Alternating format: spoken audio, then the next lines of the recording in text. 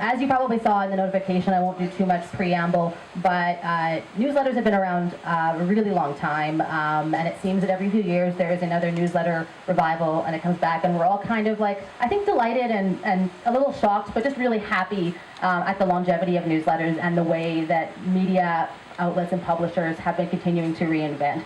But what does reinvention look like when you're looking at a platform that has been around longer than the web? And for those of us who've been in media, it probably predates much of what we've done. So we convened this panel to talk a little bit about that. I'll introduce the three of them.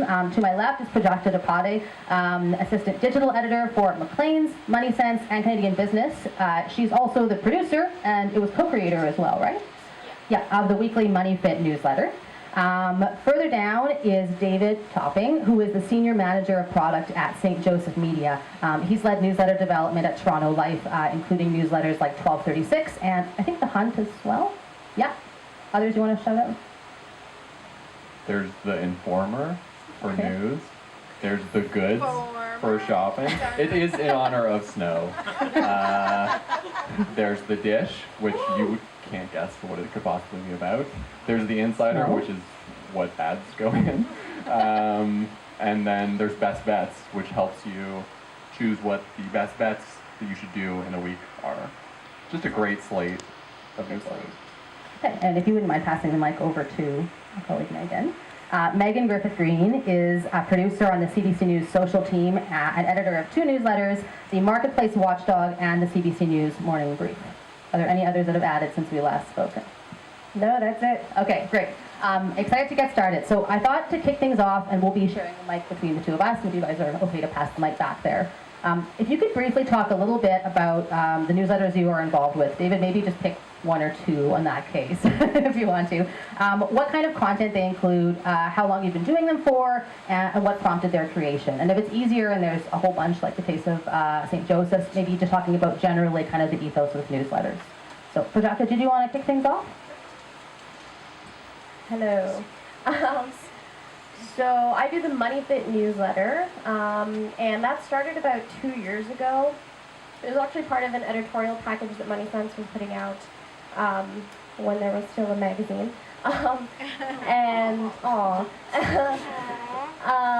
Yeah. And it was all, so it was tied to this editorial package that was all about financial fitness, and there was an online component that was called the Money Fit calendar, and each month was themed based on some sort of personal finance topic, and the newsletter was supposed to go along with that, and every week there was a new topic, new steps that people could take, and I don't know how many people are actually subscribed to the Money Fit newsletter, but it sort of varies from this really templated tiles, photos, headlines, templates that are out there right now, and it's kind of more text, conversational, and links leading back to evergreen Money Sense content. And what's kind of different about it is that it does lead to evergreen content. It's not sort of a roundup of this week's new stuff on Money Sense. And the whole idea behind it was supposed to guide you throughout the year and give you tangible steps to take to improve your personal finances. It's kind of evolved since then. It's not as attached to this Money Fit calendar, this online interactive calendar that we had, but it still is themed, and each week there's something new that people can do. All right, I started the Marketplace for CBC Marketplace, the Watchdog newsletter 2 years ago, and the idea there was to have some way to alert people who are really committed to the show, what we were working on, what was coming up on the show that week or that night, and beyond that, we kind of wanted to broaden out. So it kind of became the kind of key phrase I feel like I used for a long time was like our cheat sheet. So you could kind of catch up quickly on the consumer news from that week. So anything that kind of fell under the umbrella of the topics that Marketplace covers, which is investigative consumer and health content primarily, that you'd be able to kind of get it all in one kind of place and learn what the show was working on in that kind of like deeper, media investigative format. So that was the first one that I started 2 years ago. And the second newsletter that we started about 6 months ago is for news. It's the Morning Brief. It's in the same vein of that, like, you know, here's what you need to know to start the day. Here's what's happening in the world right now. You know, but beyond kind of, we had digests that would go out, which would be like, here are our top headlines in this region. And this was just like a more thoughtful, like, you know, written, broken down way to kind of get the news of what was happening right now in your inbox every morning all in one place. So we started that about 6 months ago. So that's the second one I do. So a few years ago, Mark Weisblatt, who some of you know, though probably few of you have met, who is a kind of a mad genius and consumes more media than anyone else I've ever met in my life. He actually has encouraged me to have a healthier work-life balance. He came to us with an idea for a daily email newsletter that would be delivered at a particular time of day. And the idea, and this is sort of a bigger shift that we're sort of making now, is that rather than serving this other product that we have, which is our website, which is what our newsletters previously mostly did, you know, they would link back to the website and that was the function that they served. 1236 was meant to be a self-contained thing that was special for a sort of smaller group of people than just like, here's all of Toronto Life's top stories.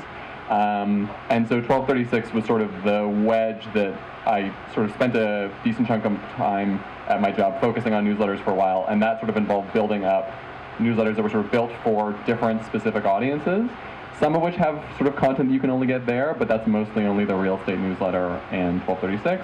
But the general idea is that there's this intimacy to the medium, and you can build sort of really interested communities around more narrow subjects as opposed to just blasting everyone with links to your site. But we actually haven't done as much as I would like to with newsletters, and that's mostly been a matter of we're a legacy media company that's stretched pretty thin.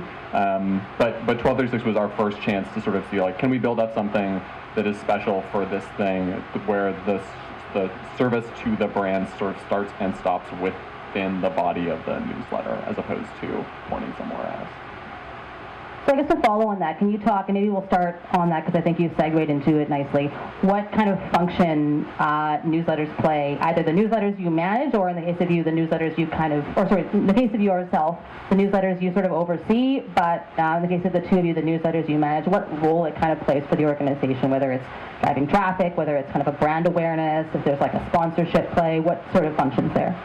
So, I mean, the short answer is, like everything else, it's to make money. And the reason why that worked before so well, if you sort of just on a very rudimentary level, is because it drove traffic to the website, you'd have increased scale on your website, and you would make more money selling display ads on your website. And then eventually the newsletters would get so big that you could sell ads based on scale in the newsletters.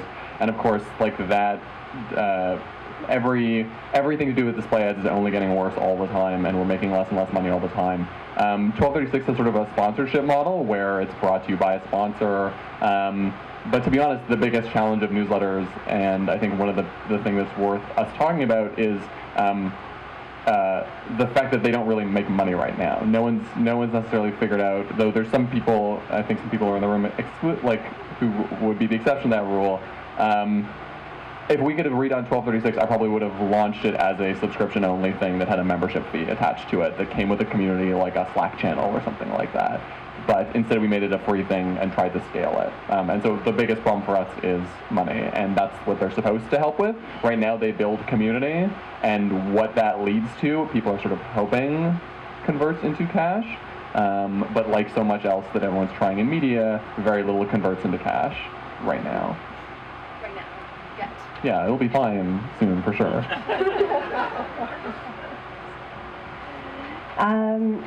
What was the actual question here? Sorry. Role of the newsletter. The role of the newsletter.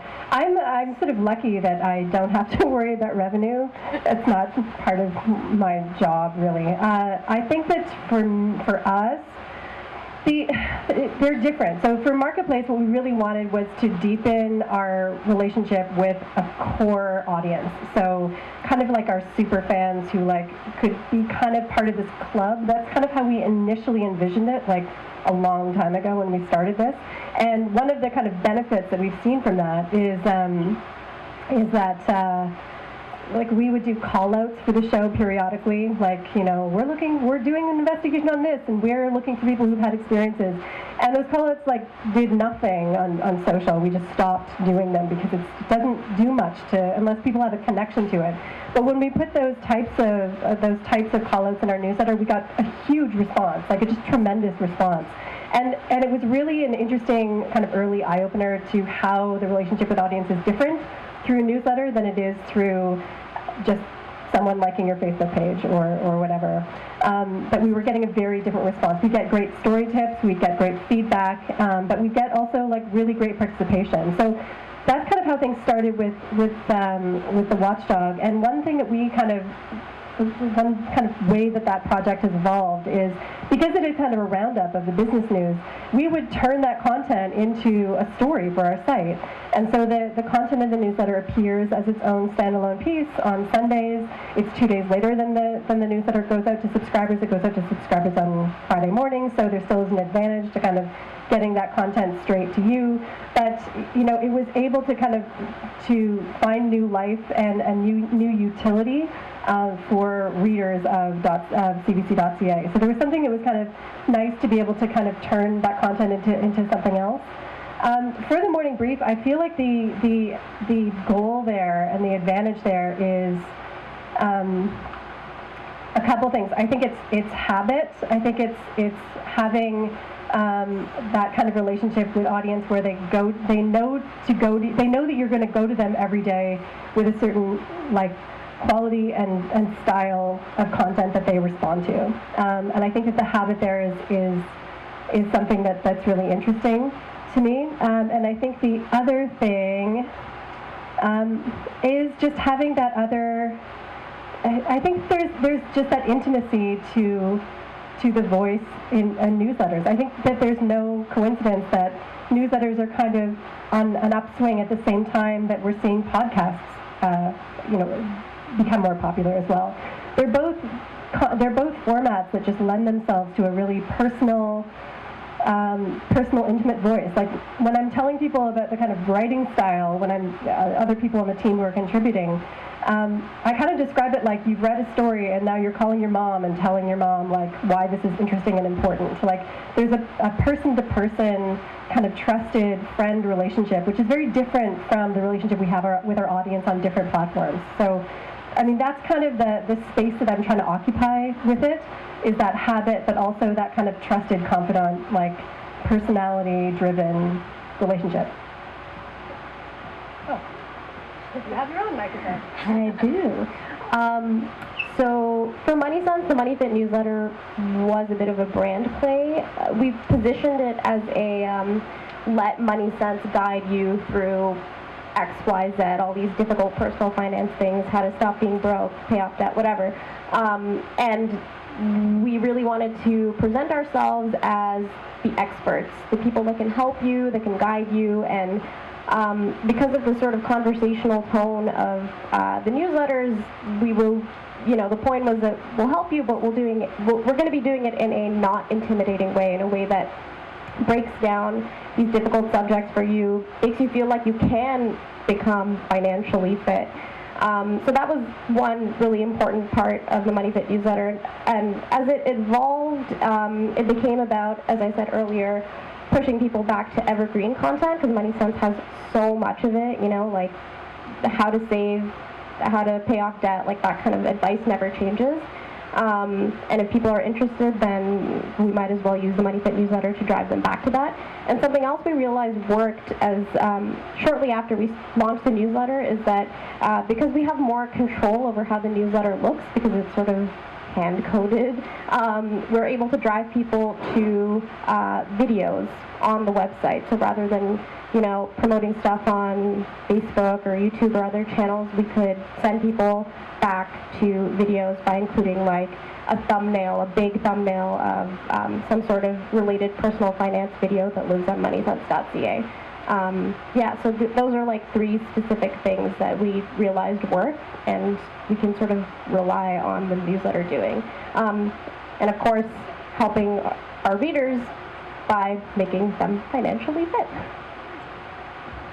Thank you all. There's like three things I want to come back to there. There's monetization, there's intimacy in newsletters and like the enduring power of newsletters, and if we're going to hit a like peak newsletter.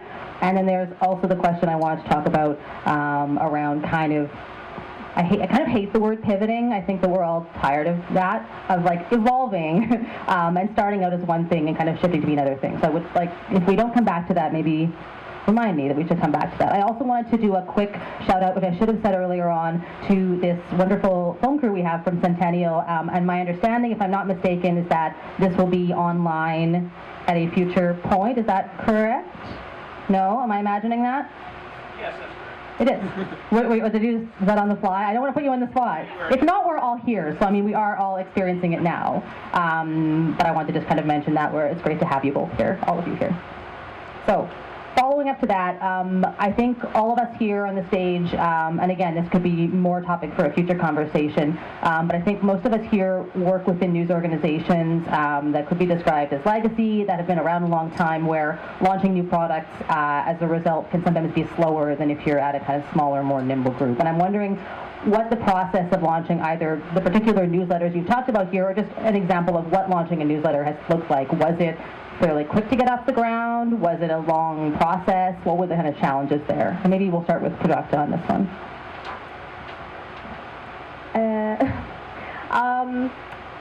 So it was like 2 years ago. I'm like struggling to remember what the process was.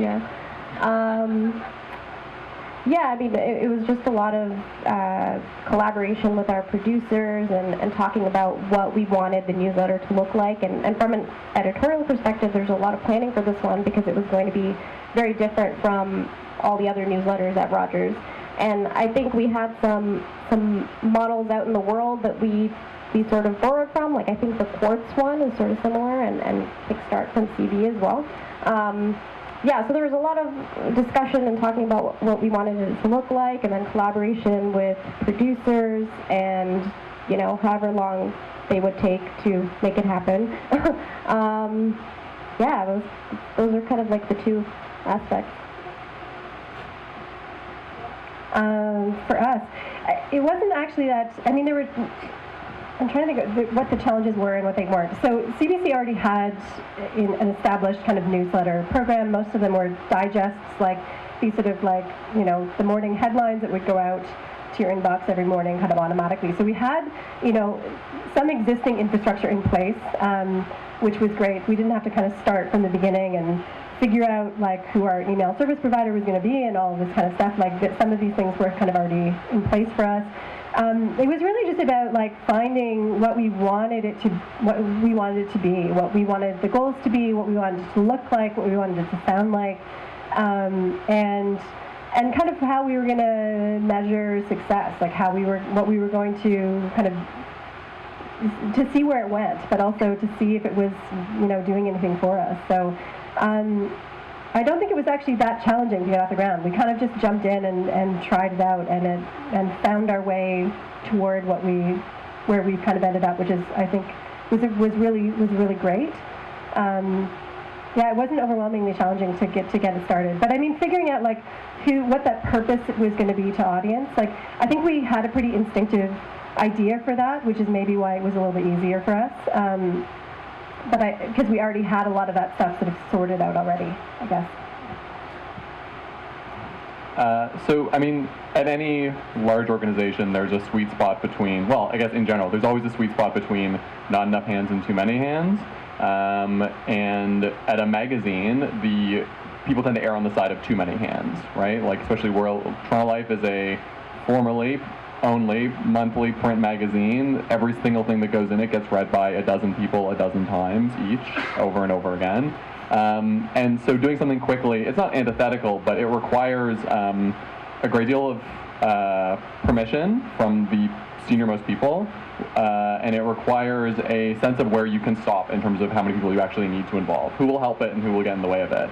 So for 1236, it was a very small group of people who actually put it together initially, and we had permission from the publisher, Ken Hunt, to sort of just go. So Mark Weisblatt and I developed it. It was his child, baby, I should stop with this metaphor. And I was the midwife. No, and Doula, maybe. yes, I was the doula. And it was, in the early days, it was Mark and I. And then it was Mark, Steve Kupferman, who's a really great editor of Toronto Life, and I. And that's pretty much it right now. Whereas these other newsletters, like when Toronto Life launched a real estate newsletter, and it was like Toronto Life's real estate newsletter, you better believe that our art director, our editor-in-chief, our sales team, like everyone knew about it, everyone had time to have a say in it, and it wasn't less special as a result, but it was different. And again, I think this is where like the figuring out what's special and figuring out something that's intimate, that is where you can tip into like too many hands end up making something that feels not intimate and not special or too generic. And you have to figure out, especially at a legacy organization, what you can get away with. And with 1236, we got away with a lot. And I don't know that we could actually do another launch like that again. Did you get, like, what was the response internally? Did you get pushback? Oh no, the problem is that the problem with 1236 is that people really, really like it. So the process that allowed it to come into existence was not the best process for making sure that the proper people had an opportunity to weigh in on the thing as it was being developed. But it created a product that people regularly stop some of those people and say, "Oh my God, I love 1236 so much." So it was a good process to create a good product that maybe doesn't work super well with an organization. So how well we come up with something like that in the future, well, there's probably, again, a sweet spot that we can find between how we did that allows more people to have a say in the thing while adding to it, not slowing it down or subtracting from it, which isn't what they would necessarily do. It's just that we wanted to get it out quickly. That's fair. I should mention, if anyone is tweeting along, our hashtag is ONATO. You may have already seen if you've been following online, but feel free to use that or attach it to your tweets. I should have mentioned that a few minutes ago, shouldn't I? I was going to also... That would have helped me. I'm not going to get in trouble. Ron knows the hashtag by now, I would hope, right? Okay. The other thing I was going to mention is we will have time at the end for questions, so if you do have any, please hang on to them. And I'm hoping that Ron can give me a shout when we're getting close to a time when we should be moving into the questions. Yeah. Okay. Thanks. So, or Angela, who also can let me know. Going back to what we talked about a little bit earlier around newsletters and how they've evolved, I'm curious, kind of a two-part question. First, what do you think has been the staying power? And I think you kind of spoke to this a bit of newsletters, and I guess by extension of email. I was thinking back to my own experience with newsletters, and even just internally. I mean, it's been probably more than a decade for many media outlets that this has been a thing. And in that time, the social media has gone from not existing to absolutely dominant. We've had the rise of instant messaging apps, we've had the rise of visual messaging apps, and yet somehow we're still kind of like, wow, newsletters are still connecting us to audiences in ways that we didn't, I think, necessarily expect they would at this point along the way. So maybe I'll just start up with that. What do you think, how can we credit that to? I have one theory, which is that the working world still revolves around email. There are plenty of people who might want to, cool effect. I demand that my light be blue.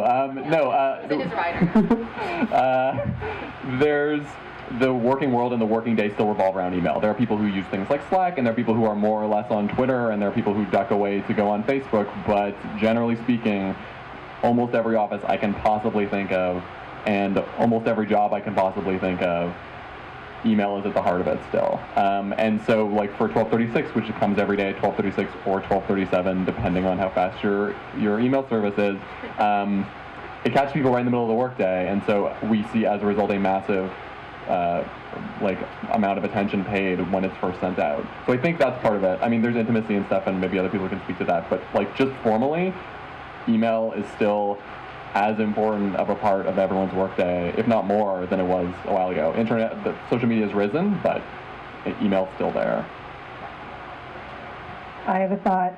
I think part of this is also just how just the saturation of smartphones. Like, who just in this room, the first thing you do before you even say good morning to your partner is check your phone for email or your Facebook or whatever. Seriously, be honest. Yes?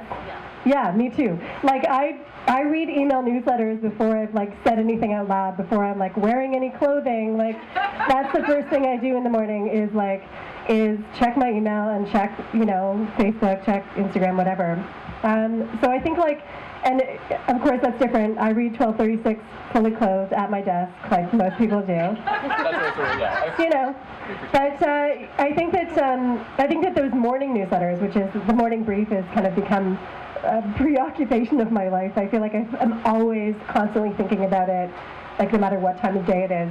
And that's like the newsletters that I read. That's a huge part of it. Is like I really just want a really short, like a shortcut to like feel smarter as I start my day. And I think that there is a glut of newsletters in that early morning window. Like, there's a ton now in that space. It's a very crowded space between like 5 a.m. and 7 a.m. There's like a lot that goes out.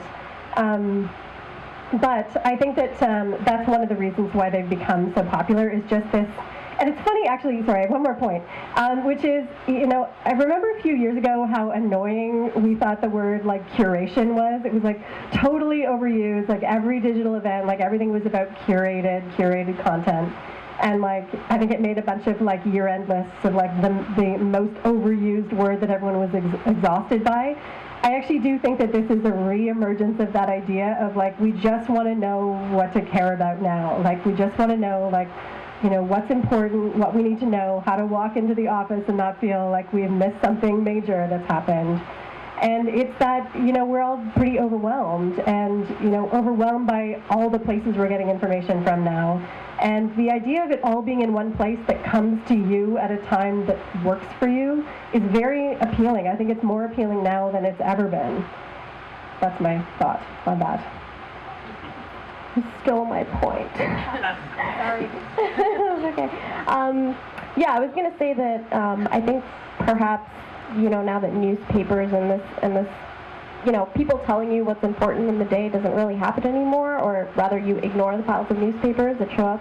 At least that's what happens in my newsroom. I think there's this need for curation to know what's important, and also there's so many niches out there now. Like there's so much on the internet, which is a stupid statement to say, but it's so true. There's so much out there, and you can be interested in literally anything. And I think a lot of publishers are creating newsletters based not just on verticals that they might have, but also just specific topics, like super niche things.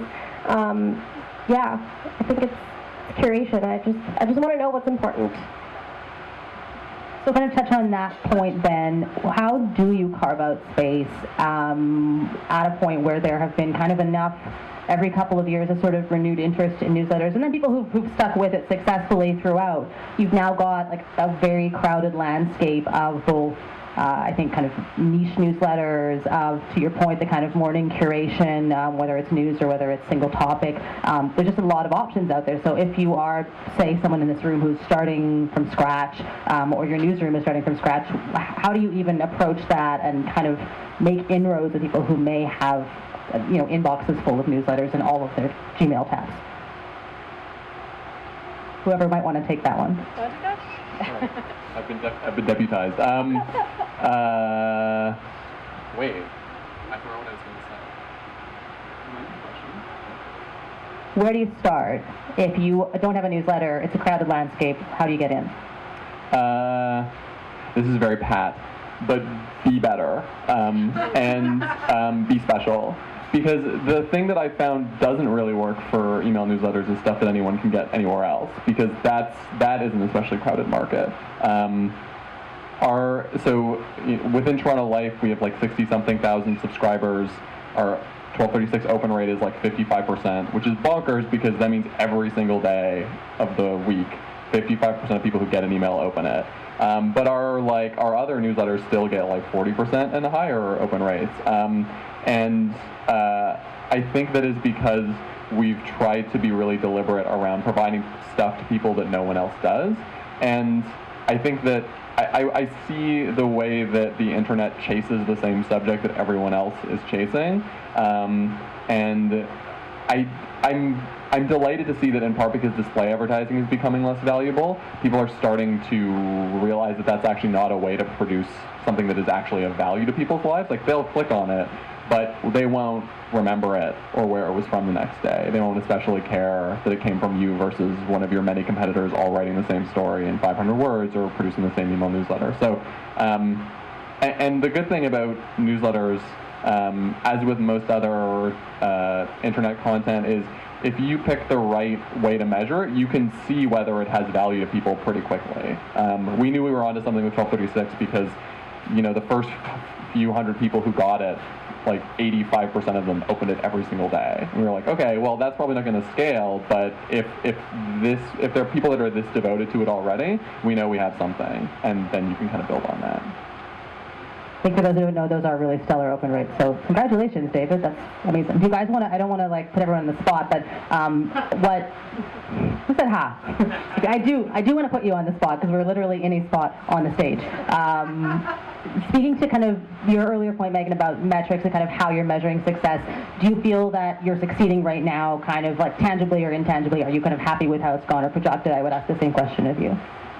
Yeah, I think so. I mean, I think I will always see what I want it to be next and where I want us to go next and how it can be better. Like, you know, that's just my personality and temperament. But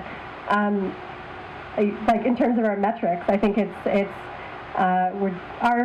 both newsletters we're hovering about 60% open rate, which is great and feels very lucky and feels like something to hang on to, and like I definitely feel like you're measuring your value to audience every day, and that's great and also daunting. And actually this is an earlier point that you brought up that I wanted to come back to as well, is we decided early on that the goal of the newsletter was not to drive click-through. That, you know, this was supposed to be its own experience in one place. We're not trying to push people to another platform. We're not trying to like go and make them read a long story on our site. We know that we're occupying this space in their inboxes on their own time. And if they want to click through, those links are there. And if they want a deeper read of any of the articles that, you know, is available to them, and we welcome that, and that's great. But it's not the reason why we're doing this. So, so click through is really the metric that I pay closest attention to. That and just the mix of stories. So our newsletters, you can go and see a heat map of where people click, and that's really valuable. It's really valuable information to be able to see what your audience actually cares about versus what you think that they should care about. For example, I looked today actually, and there's a lot of big news in the news, and it's very big, important news, and it's important that it's there. But our biggest click-through driver this morning was our photograph of Harry and Meghan, because people love the royals. So, you know, I think it's like not trying to assume what people want, like making sure that there's enough there for everybody, and that it's a good mix of stuff. But that, you know, it's all in one place for that full experience. And there was one more point I wanted to make, and I do not remember what it is. I will come back to it if I think of it. I mean, I can't share click to open rates, but And that's like, no one's getting in trouble here, to be clear. There was no like duress in the numbers sharing, so. But we're doing average to above average, and the great thing about the MoneyFit newsletter is that it's sort of, we have high open rates, and the great thing is that because it's so conversational and there's text in the newsletter, we are still providing a service even if people don't click through, because we're telling them what's important and what you should be doing right now. Like every newsletter has at least one step, something very small that you can do to fix your personal finances. And because we are a service brand, I feel like we are servicing our readers just by providing that. And the newsletter the list size has grown like at an incredible pace in the past year, and it's evident that there is like an appetite for more of this. So I feel like there's a lot of potential, and yeah, I feel like we're servicing them fine. We could do better, but as Megan said, that you can always do better. Yeah. I remembered the thing. Okay, let's hear the thing. Here's the thing. The other thing that I find really valuable feedback is we just ask for feedback. So at the bottom of the Morning Brief newsletter, it says like, you know, tell us what you liked, what you didn't like. If you had problems, if there were glitches, like we want to know about it. It's and we get like a ton of feedback. Like I think I got, I don't know, maybe a ton is too much. We do get like steady feedback from readers. Like, you know, I think I got 5 emails today from people who just wanted to like talk about today's newsletter, and I write back to every single one of them. That actually in 2017 is, I remember, I mean, those have been kind of involved in media for a while, maybe like slightly pre-social, remember when that was not as unusual, and then Facebook happened and Twitter happened and the emails just like rapidly declined. And so 5 a day, I'm like, oh, that's a lot of email. And, you know, I don't know, it's not maybe the most, I'm curious, like we don't know a lot about our demographics. I think one of the things on my mind to do at some point is a survey of readers to find out more about them and what they like and what they want and who they are and where they are. So I don't know, like it's, you know, if they're coming from the most representative sample of readers, but a lot of people do like write back just because we ask them what they think, which is cool. I do have more questions, but I also want to open up to the room because we've got a nice big group here. And there's already a hand. Angela, I didn't plant this. What is your question, Angela? What is sort of a fail that you would say that you would never do again? Okay, I'll repeat the question back. Thank you, Ron. It was a good tip. The question was, what is a fail that you would never do again? So what's something you've tried, learned from, wouldn't try again? Or interpret the question more generously. What is an experience that shaped you in newsletters that's a little softer edges? You're perfect. I get it. Yeah. It's awesome. No, I was just trying to think of like what a good example would be. And yeah, clearly everything that we've all done has just been great. I can't think of anything. I really honestly can't. Like, I can think of an annoying answer. Which is that if you do things right, you're never failing, you're learning. And yeah, thank you. No. The groans were what that deserved, and not any applause whatsoever. So we tried things in 1236 early on, and then we measured the effects of them. We were like, okay, what if we, so we would put stuff in the newsletter or not put in the stuff in the newsletter and see if it affected the things that we cared most about, which was open rate and subscribers. And we did some things that didn't work great. Nothing like absolutely incredibly bomb. I'm sure I'm forgetting something that's totally embarrassing, but I can't remember right now. But so we like added a bunch of new features to the newsletter, different kind of like slugs and slots, and it didn't affect anything. We were like, these were more work, we don't need them. We like put a word of the moment at the bottom, and people were like, we love it. And we were like, okay, perfect, that's it. Like, no catastrophic failures, but we were paying really close attention all the time to what was working and what wasn't. So I think as a result of that, the opportunity for us to really fail spectacularly went way down because we already had we've always been moving in the direction of better for our audience. Maybe for Shaka, on that same note, you had a newsletter that was initially kind of packaged. I wouldn't say set it and forget it because you can never really forget it, but it was a newsletter that you had kind of pre-constructed that kind of covered this month of Money Fitness, and you shifted from that into a more frequently updated newsletter. So is there a background as to what led to that shift? Yeah, so, I mean, I wouldn't call it a failure. It was sort of like a learning experience. So the newsletter was attached to this calendar, and we really tried to make it follow that schedule and try to link people back to this interactive calendar. But we soon realized that we didn't really have the resources to make it so hands-on. And yeah, so we sort of shifted to kind of being a little more vague with the topics and the weekly themes and having that connection to a newsletter, to a calendar that couldn't be updated frequently because, you know, we had to get a developer to always make changes. That really limited us and what we could tell people. So we sort of quietly stopped telling people to go to the calendar and shifted to a more general, like, here's what you should care about this week, here's what you should do.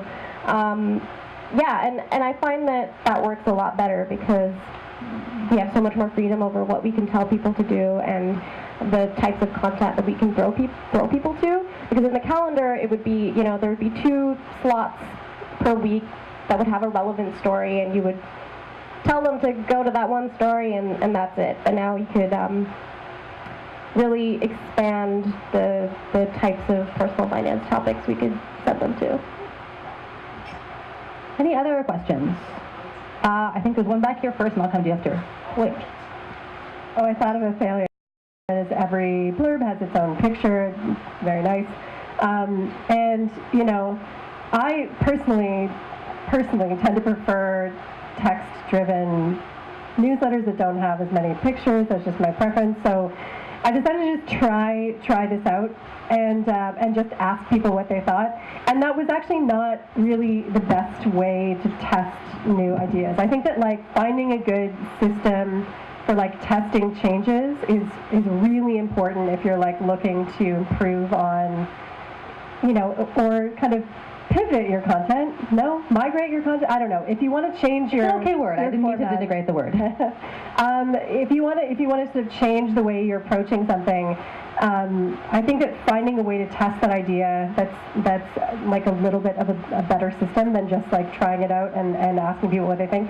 The feedback we ended up getting was just like split 50-50. People loved it or people hated it, and then it was like, what do we do with that information? Like the subjective information was not as helpful as I hoped. So I think that like really finding a better way to integrate kind of A/B testing to test out new ideas would have been a much better approach, and that was something that I think is good.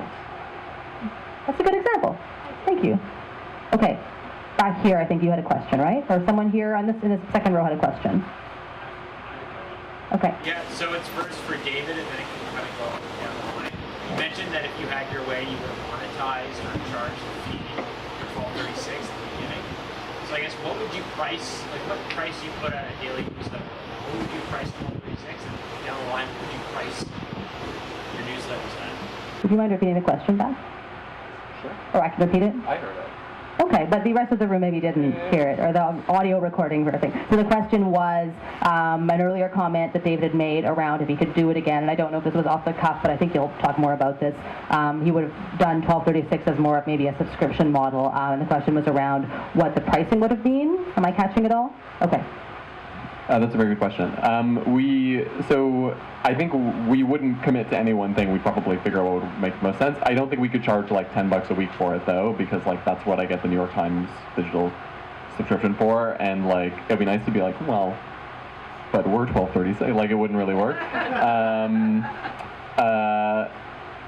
Though, I mean, I've had this conversation with people in the office, which is like, there's such a devoted following for this particular thing that we do. If we can't get people to pay for this online, what the hell are we going to get them to pay for? But sometimes that's not just about the content, it's also about like, if they've gotten it for free before, right? Like, if we had done something early on where we said, you're going to get a week of this free and then it's $1 a week after that. Do I think we would have the same number of subscribers we have now? No. Do I think we would have made some money off of it? Probably more than we've made from advertising so far, to be honest. And would it have been enough to sustain it when right now there's only one sort of like salary that goes only to 1236? Maybe. So I don't have a price in mind, but we would find a way to do it, and it wouldn't be that expensive. Yeah, I'd be shocked. Like more than $5 a month sounds like a lot, which sounds kind of cheap too. How much is your worth worth? I don't know if I've got a good answer to this question. Is this so just on subscription model? It's not something that we're currently working on. I don't know if it would be something that we would take on. I think that sort of hard with a newsletter that's a companion as well, right? Like yeah. I don't think that we would go with the subscription model, no. Yeah, I've no good answer for this question, sorry.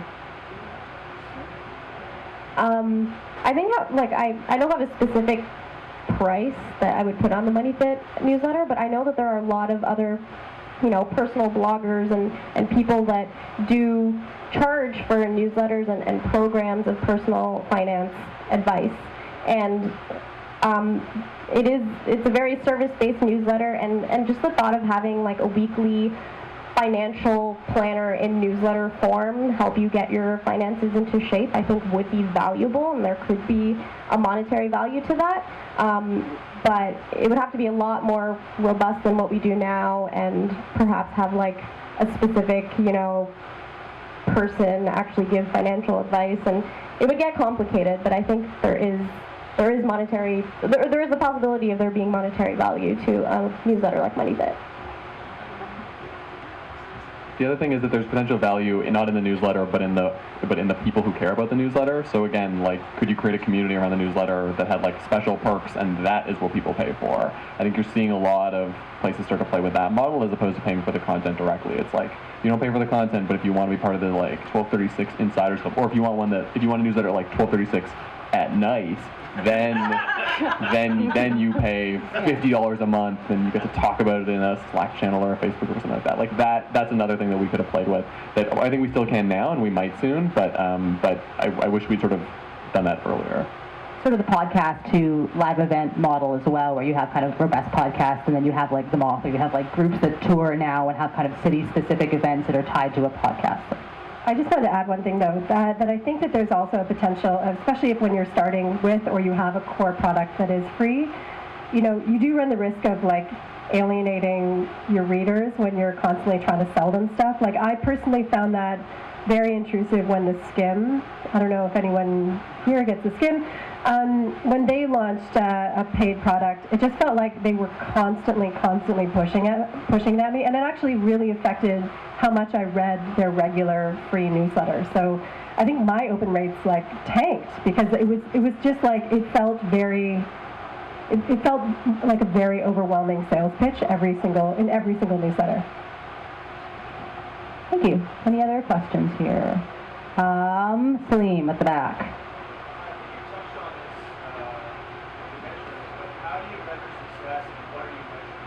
Okay, the question was, how do you measure success and what are you measuring?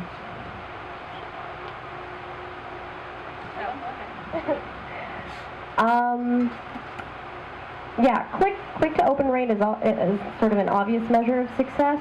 But I think, as I said earlier, for us it would be just the growth that we've seen. I think our list size, as I said before, our list size has quadrupled in 1 year, and it just goes to show that the newsletter has so much potential.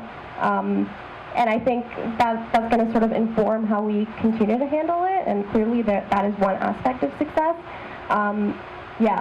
It's just grown so much. It started being promoted more regularly, so the first drive of promotion to subscribe was when it first launched 2 Decembers ago, and that saw, a huge base of followers before it actually came out, and then it sort of plateaued after a little while because there was content specifically driving to the newsletter's subscription.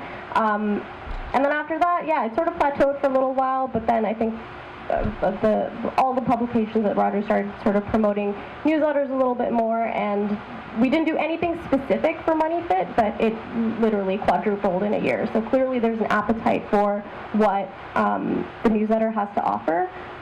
Yeah. I think, like I said before, I think like open rate is the number one for me. Just to know that people find enough value to open the email is like a really great place to start. For Marketplace, I think, that's true for both newsletters. I think for Marketplace also, we can measure the value of that content when it becomes a story on the site on Sunday. So there's that secondary value that we get there. And also the value we get when we do call-outs and we get response. So the response we get from that core group, I think is actually really interesting. It's maybe not a metric exactly, but it definitely is kind of a reason, like a value for that particular product. And I think growth as well. Although, I mean, I think growth, if you see that open rate start to slide, then it's not necessarily a meaningful growth. If you're just getting people who you're hitting their inboxes and they're not opening it, then I think that actually is telling as well. So we have 3 for 1236, which is, again, just the one that I put the most thought into and that I was able to put the most concerted effort into. There's total subscribers, which you can affect by, in our case, actually the most effective way to grow them was to actually sell Facebook advertising and get really, really fine-tuned on the wording. We basically know we can get a new 1236 subscriber for $1 per sign-up. Which is crazy when you realize how expensive conversions usually are. When we started, it was like $5, but I got it down to $1. $1 for email is very good. And so we have them for a long time if they sign up that way. 2, it's open rate, like we talked about. There are things you can do that affect that as well. We actually spent a period of time where we messed around with the subject line and A/B tested it, and we realized that people opened it regardless. And one of the nice things about the internet and working with data is you get to learn what you don't have to worry about. You learn like, oh, people like this thing regardless. It's not the subject line that entices them to open it. So we just let Mark write whatever subject line he wants every day, and it doesn't move the open rate. It's like the editor's dream. It's like just like you want to make fun of the rubber boots guy, like, okay, sure, go ahead. And then the third thing is total opens, which suggests a reach beyond just the subscribers, right? People forward it around. So we talk about it's open. There's 7,600 subscribers right now, which is not a ton compared to some of our other newsletters, but it's forwarded 35. There are 35,000. It is open 35,000+ times a week. And that is open more times than there are subscribers who get it in a week. That's because people forward it around their office or they forward it to their friends. And so those 3 together, all of which like affect each other, together sort of give us an overall picture of how healthy it is and if we're heading in the right direction. That's really interesting. Those are all really interesting answers. And for those who don't know in the room, I think you explained your metrics, and I'll just also touch on open rate is probably pretty self-explanatory. Of those who received an email, how many opened it? Click to open rate would be of those who opened the email, how many clicked something in the email versus those who opened it, maybe perused it, and then went back to their inbox. So just if you're not familiar with those metrics, that's what those mean. Okay. Other questions? Yes. Back there.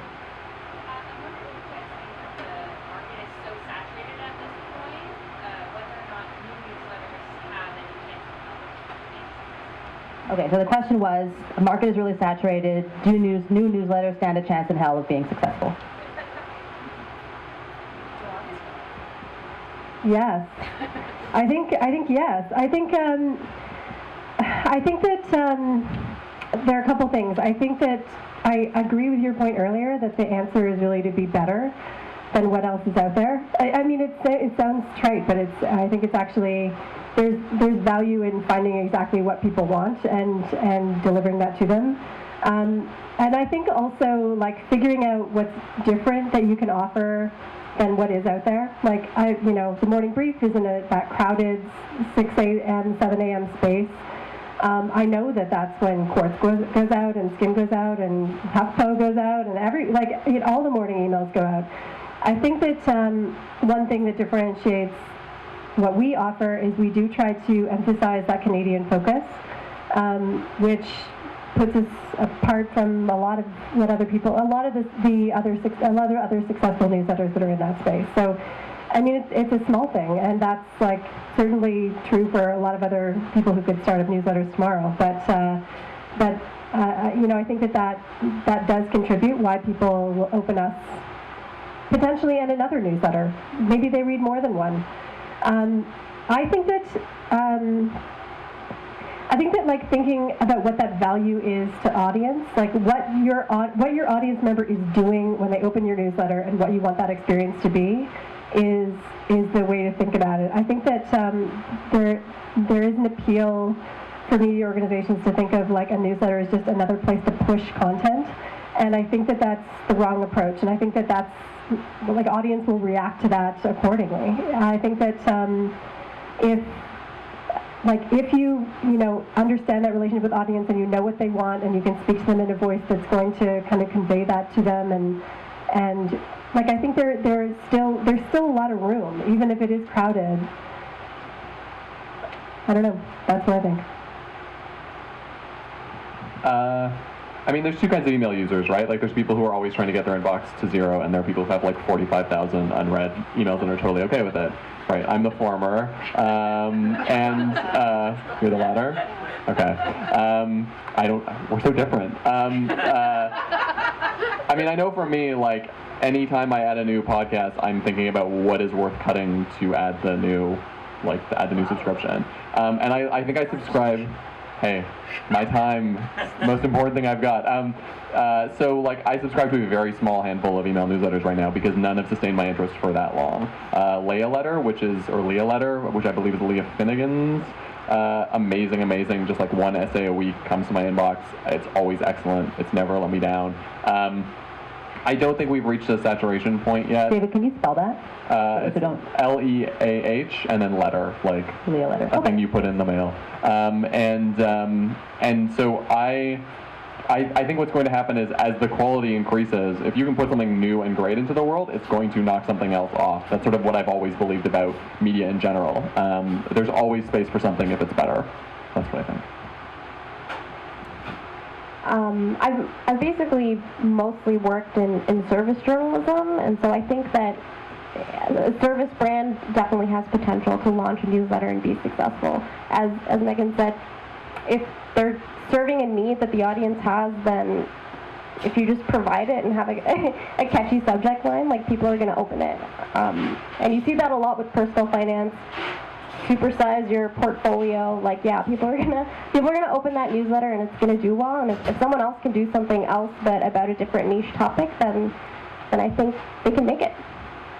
I also want to just add one more thing because I thought of another thing to say. I think it's also like there are a lot of newsletters out there that are generally doing kind of the same thing, and I think that there's room for different and original approaches. Like.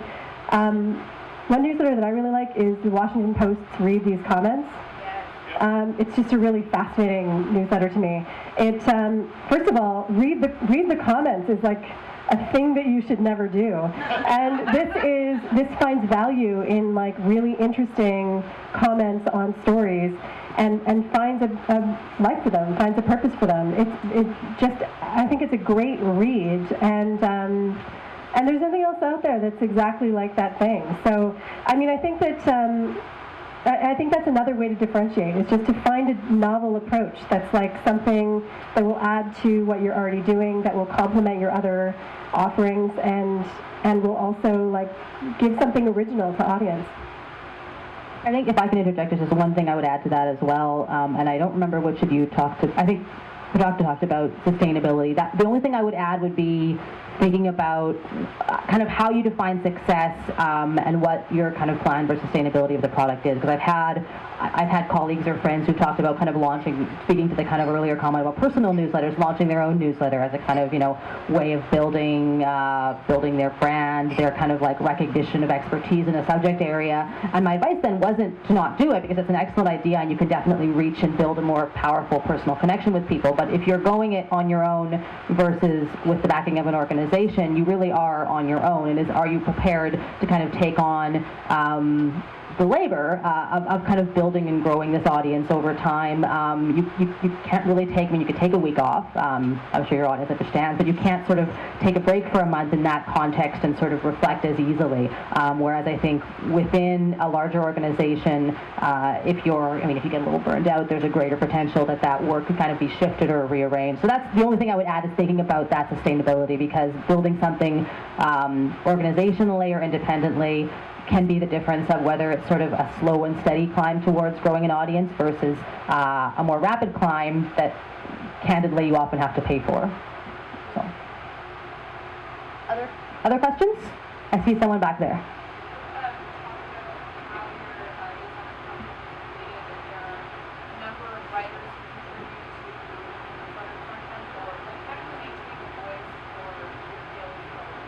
Okay, I'll try to sum that up. The question was how your newsletter content is created. Are there a number of writers contributing, and how do you kind of maintain a voice? Is that accurate? Okay.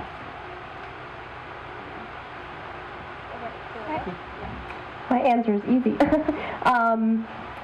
Well, Evergreen content is the bread and butter of MoneyFit, and yeah, we just have like this huge treasure trove of stuff that people will always care about, will always want to know, will always want to be reminded of.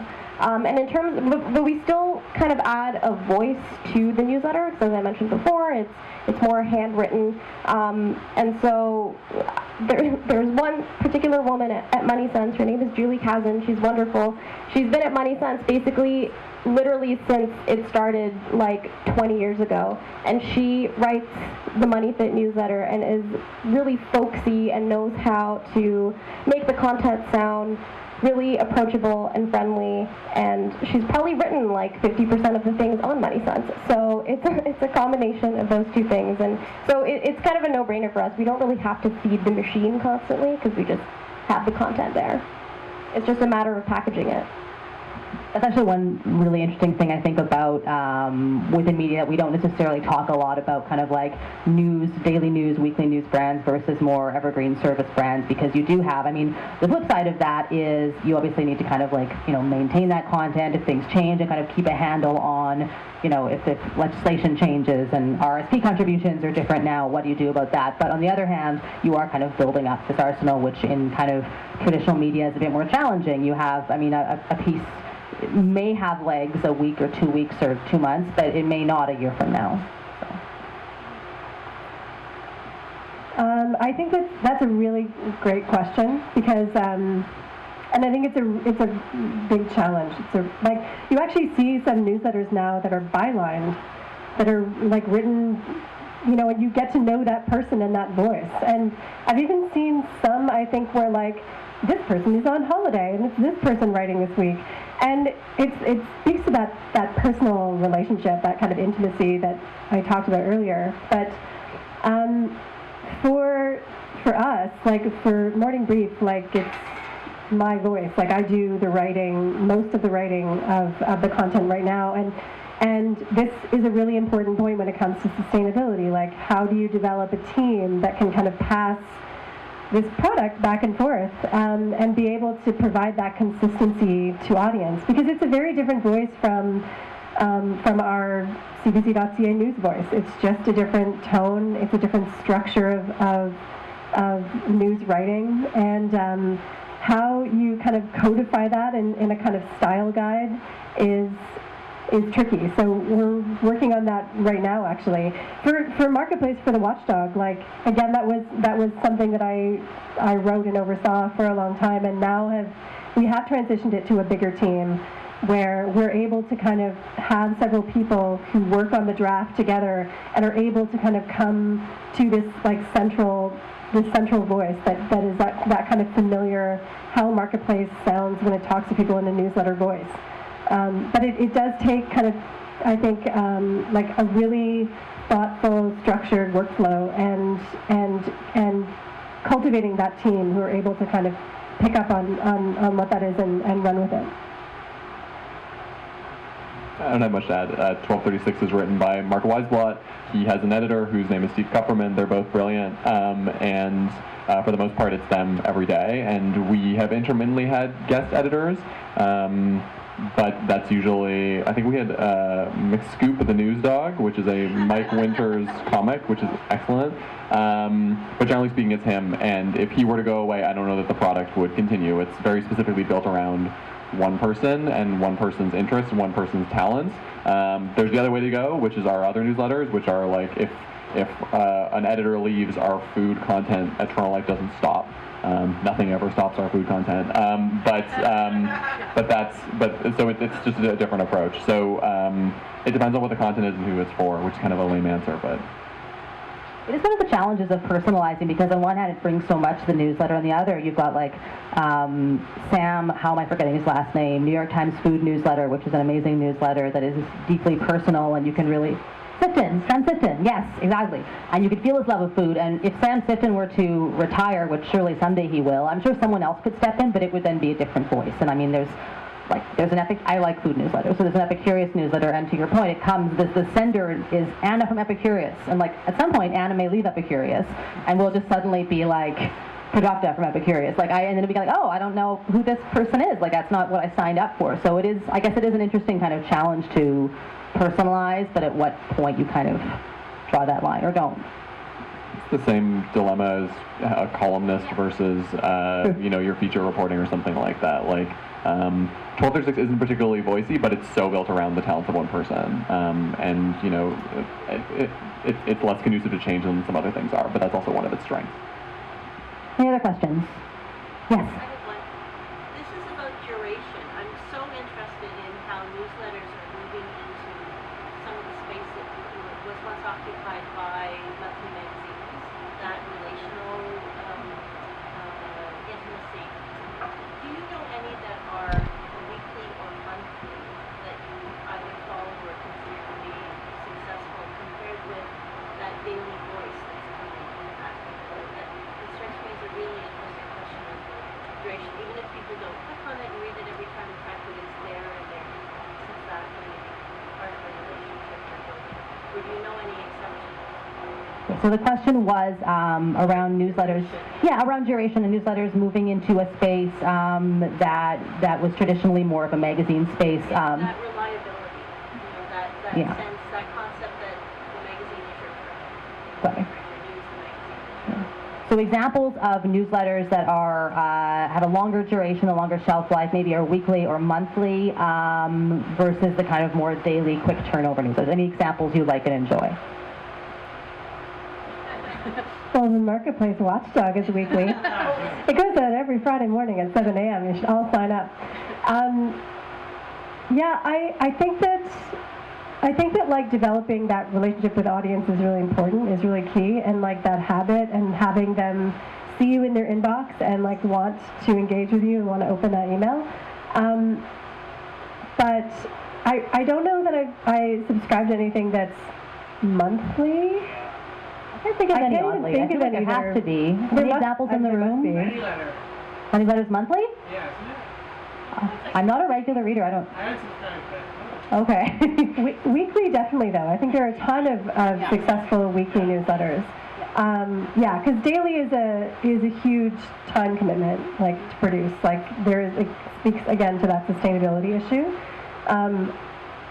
because it is a huge amount of time to put together a daily newsletter. But I think there's a ton in the weekly space that are pretty successful and have real value. Lenny letters twice a week. Oh, wow. Okay, Lenny letters twice a week, so we'll keep looking for our monthly thesis. Yes. Journey Woman Monthly. Is it good? Okay, not recommended, but very successful. So your mileage may... Okay, no. Okay. I will stop trying to repeat this back because I think something's getting lost in translation. Okay. Well, making money is like a good definition of success for an independent newsletter. So. I think monthly is just really hard just because, like, email. You forget that you subscribe. Mm-hmm. And 500 emails later, you're like, oh yeah, that thing. Yeah, monthly is a challenging frequency, and that's also like I think in any kind of thing we do, we're thinking about like the frequency of like too little, way too much, and that kind of trying to find that line of like being intrusive versus being remembered. So I think we'll take one or two more questions and then wrap it up. And I don't know if the panelists are able to stick around for a few minutes after for any who want to talk to them about other questions, but any others we have in the room right now.